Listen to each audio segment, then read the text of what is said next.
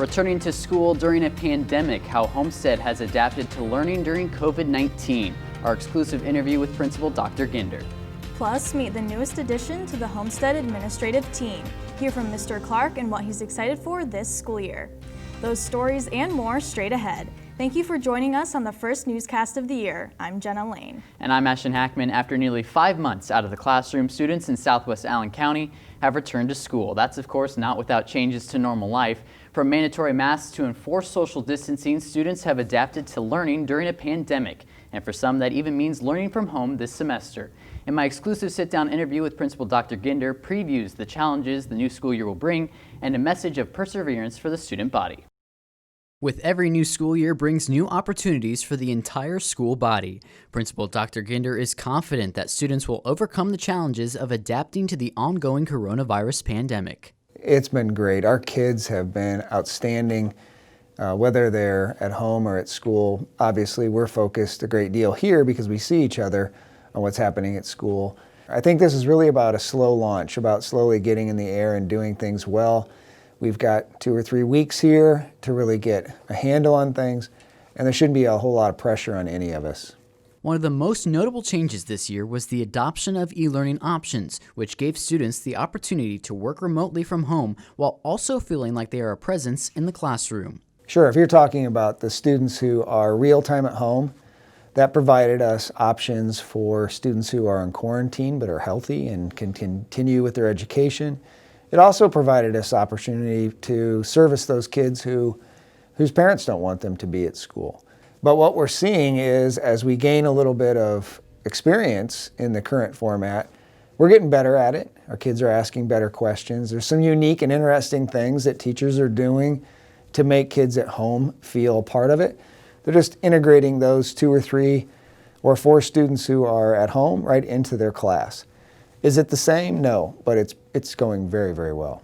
There's plenty of procedures in place already to keep students safe, but the chances is still there for kids to get the virus. What is the process? Say that Homestead receives word that a student tested positive. What's the process thereafter?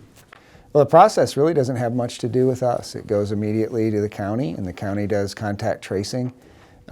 We aren't really much more than a conduit, and then we wait for what the county says, and then we do some communication back with families, but that's really it. Aside from COVID-19, the Homestead construction project has added an additional challenge to the school year, one that will continue for years to come. As new areas come on board, or as new areas are finished, then we'll start to use those areas differently, or because those new areas have work to be done in them, we could have things move around the campus. You're going to see a building start very soon just north of the football field. That means we're going to lose a couple of parking spaces there. Not parking spaces, but parking lots. But you're also going to see where the baseball field is, a brand new parking lot come on board. So you're going to constantly see change over the next 4 years. Attention seniors, the scholarship listing on the Homestead website has been updated. Please take a look at our scholarships page to view and apply for scholarships, such as the Lilly Endowment Community Foundation Scholarship, the PEO STAR Scholarship, and the Indiana University Wells Scholars Program. If you took Mr. Beer's travel writing class in the spring, be sure to stop by his classroom, room 117, to pick up your decal. They are in. If you had art class with Mrs. Hussar last year and have not picked up your artwork, please do so in the next week or so. Thank you. You may have noticed a new face added to the administration this year. Reporter Tyler Veit got a chance to catch up with Mr. Clark and learned about his expectations for the new school year. With the start of the new school year and all the changes that have come with it, Homestead has brought on a new assistant principal to help face all the new challenges that come with this exciting new year. As a new assistant principal, I'm going to be taking on some of the roles that the other assistant principals have been doing. I'm going to be evaluating a list of teachers. I will be overseeing the impact program, science department, and the special ed department. I'm also going to be doing some things for Mrs. Summers in the dual credit aspect. Mr. Clark, who is a graduate of Homestead, is happy to be back at the place that he called home for so long. My experience as a Homestead student was great. I love my time here.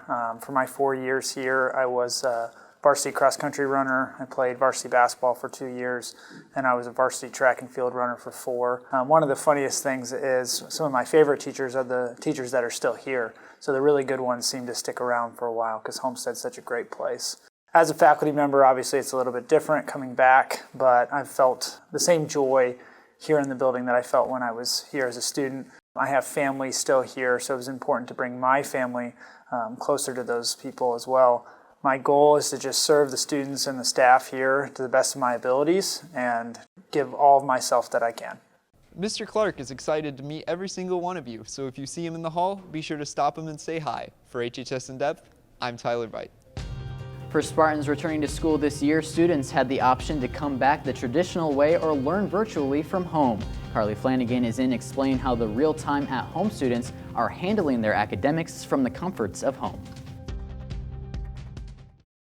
Driving home from school or want something to listen to while you do homework? Listen to Asking for a Friend, Indiana's #1 high school radio show on the Point 91 FM every Monday at 2:45. When registering for this school year, you had a choice to either come back the traditional way or do virtual learning from home. To see how Homestead students that chose the real-time at-home option are adjusting to their new learning experience, here's reporter Carly Flanagan. Every new school year brings new experiences and challenges, but for Homestead's real-time at-home students, this year will be even more drastically different than before. I work in my basement in an office, and I have a desk where I do all my schoolwork, along with all my books and anything that I'll need for the day. Pretty much I just keep like a stack of my supplies on my bed right next to me. My bed's pretty much my setup. Not only have daily routines changed for many students, but remote learning has also resulted in a much different learning experience. I get to use my passing periods to do other classes' homework. How different is this year's remote learning compared to last year's remote learning? I feel like it's actually pretty different. It's just so weird to have to get on a Zoom schedule by schedule. Back when we were just doing e-learning at the end of the year, it was more our own pace, so we'll get up whenever we need to. It's actually like we're sitting in class. With a new learning environment, additional complications are bound to occur. It gets kind of frustrating when you can't hear something or can't really see the board properly and they don't notice till the end of class. I kind of have to just figure it out from there. With the global pandemic, students and families all have their own reasoning for staying home and for what their expectations for Homestead are in order to come back. I just think having something more regulated. I mean, they have it pretty locked down stuff, but there's just way too many children in Homestead for it to actually be a proper social distance all the time. I decided to stay home because I work at a nursing home, and as of right now, we have no positive COVID cases, so I didn't want to be the one bringing in COVID-19 into the nursing home. In this crazy new time, these students have had to adjust to a new normal, adapting to their own form of education. Reporting for HHS In Depth, I'm Carly Flanagan. Dual credit students, please log into your Canvas class of groups and complete your dual credit enrollment procedures as soon as possible. Students in Chem 111 must complete the Ball State application by the end of the day today.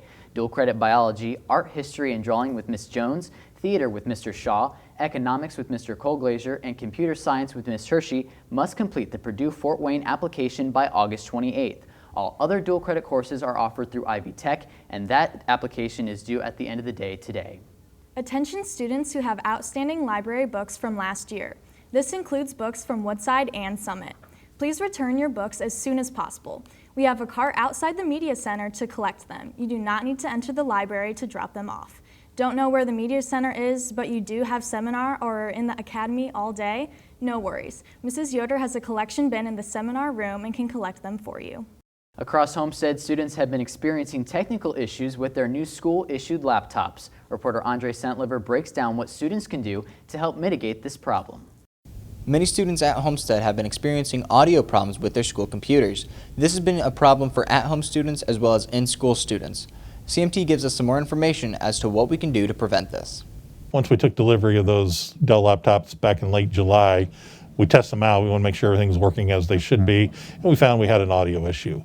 We found that sometimes headphones wouldn't work, sometimes they would, sometimes the sound would come out, sometimes it wouldn't. So after troubleshooting, we found that there were incorrect drivers installed from the factory that need to be replaced. A driver is simply a piece of software that tells the hardware what to do. And so the issue with that is it was a time-consuming process to reinstall those drivers because it requires 3 restarts of the laptop in order to get those drivers installed. And unfortunately, it took many nights and even weekend work to get that job accomplished. In part of that process, we really need students to restart their laptop daily.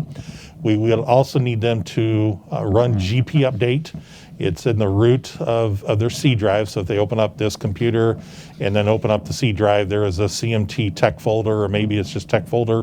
Open that up and there's a GP update file there. Just double click the file to run that. And again, if they could do that daily, that will definitely help with the process of installation of the software. For students at home that are experiencing this audio problem, make sure that you restart your computer and run the GP update. For HHS In Depth, I'm Andre Sentlever. Turning to weather now, it hasn't been too hot this past week, although things are going to get a little warmer. Easton Hensley joins us now with a check of the forecast. Hey guys, that's right, and if you thought today was hot, it's only going to get hotter. Good news is that tonight will cool off in time for the home football game. Temperatures will sit in the lower 60s with clear skies. And take a look at that 7-day forecast. Things will be getting hot. Over the weekend, temperatures really start to take a climb as highs will sit in the upper 80s. There is a slight chance of a shower on Sunday, although I think we will stay dry. Temperatures won't really begin to cool off until late next week when highs are back down to the lower 80s. Guys? All right, thank you, Easton. Next in sports, as we gear up for the first football game tonight, find out how Homestead athletes are preparing for a few weeks without fans. We'll be right back.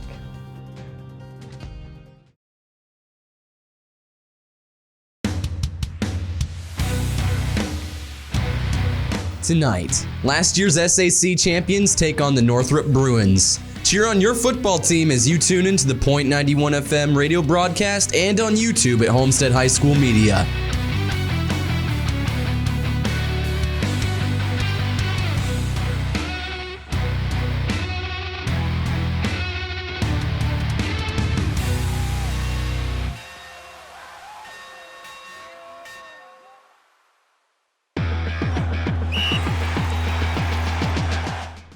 Welcome back. As athletes know, a key part to any sporting event is the crowd they're supporting you on. It was announced that for the rest of August, no fans will be allowed to attend sporting events here at Homestead, and most other schools have set that policy as well. Sports reporter Caleb Wood got to talk with a few Homestead coaches and athletes about the new no-fan policy and how it's affecting their seasons. In Allen County, fall sports have been given the all-clear to play, but with one major change. No spectators allowed into the events. The current plan includes no spectators for the remainder of August and may ease up later in the season, but this will no doubt have an effect on all sporting events this fall. We've never done this before, so we're just kind of waiting to see what it's going to be like. But our kids will be ready to play. I think they're going to be excited because we get to actually play for real. Obviously, after touchdowns, after we score, there won't be a crowd cheering for us. I don't think it'll be too different because when we compete, I mean, all you're worried about is just competing. So, like, fans shouldn't really be an issue because you have your teammates to cheer you up and everything. And our coaches have emphasized that we need to be loud on the sidelines and give that energy that the crowd's not going to give. The teammates give it to us. Whenever you have a bunch of people out there cheering for you, it can give you that little extra adrenaline push. I think it just puts a lot more on the athletes in the mental side and preparation. Having fans is normally something you can count on. You can count on people being there to cheer you on, cheer your team on. Under normal circumstances, many athletes believe that the energy in the crowd or student section can make its way down onto the field. This year will be a new experience for every athlete. The crowd helps a lot. I mean, when you have lots of kids in the student section and they're screaming and everything, and then the other team can't hear the snap call and everything. During play, I think the focus of the athletes is going to be on their jobs during that play. So there's not a lot. They can have an impact either way. Sometimes having parents out there can make somebody a little nervous, and maybe they don't have as great of a race as they would without their parent there. And the kids need the support. It's part of growing up. They need their parents there. While it is definitely disappointing to not have spectators, such precautions are necessary to keep the community safer and give the athletes a chance to compete this fall. For HHS In Depth, I'm Caleb Wood.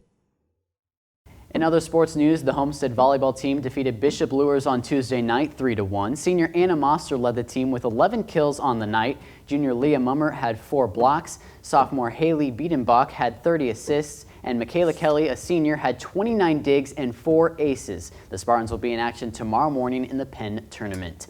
Other sports competing tomorrow include the boys and girls cross-country teams at the Huntington Invitational. Girls golf will be in action at Warsaw. Boys tennis will be competing at West Lafayette. The boys soccer team will be hitting the fields at Bishop Dwenger, and the girls soccer team will be in action at Hamilton Southeastern. That's all for sports. Easton has a final check of the forecast when we come back. On a future HHS In Depth, the Homestead reconstruction project has officially begun. Ashton Hackman walks the blueprints with Principal Dr. Ginder. Learn what the new building will look like and see the project plan only on HHS In Depth.